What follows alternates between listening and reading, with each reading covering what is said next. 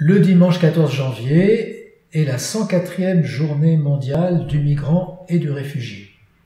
Cette journée mondiale a été instituée en 1914 par le pape Benoît XV. Le problème des migrations n'est pas nouveau. En 1969, le pape Paul VI avait assigné à cette journée un objectif précis, c'est que les chrétiens connaissent mieux leurs devoirs et prennent mieux leurs responsabilités à l'égard des personnes en migration.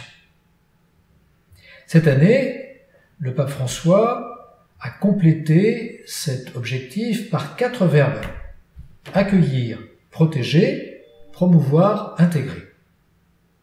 Accueillir, le premier devoir, c'est l'accueil, parce que Jésus, dans l'évangile de saint Matthieu, nous dit « J'étais un étranger et vous m'avez accueilli ».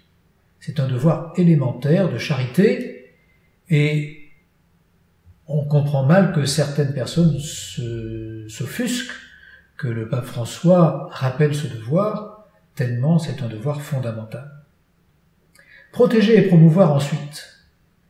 Cela veut dire quoi? Cela veut dire aider les personnes accueillies à faire valoir les droits que leur reconnaissent les dispositions internationales.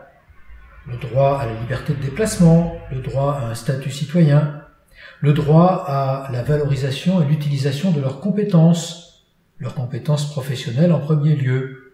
Et à cet égard, on ne peut que déplorer que tant de personnes soient empêchées de travailler par des législations qui diffèrent la garantie de ce droit.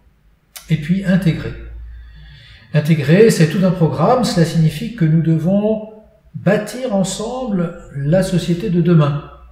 Que beaucoup de ces personnes qui sont chez nous ne sont pas seulement de passage, mais sont appelées à s'y fixer. Et nous devons donc nous demander ensemble, c'est-à-dire aussi avec elles, quelle société nous voulons bâtir pour demain, quelle figure nous voulons donner à notre société française.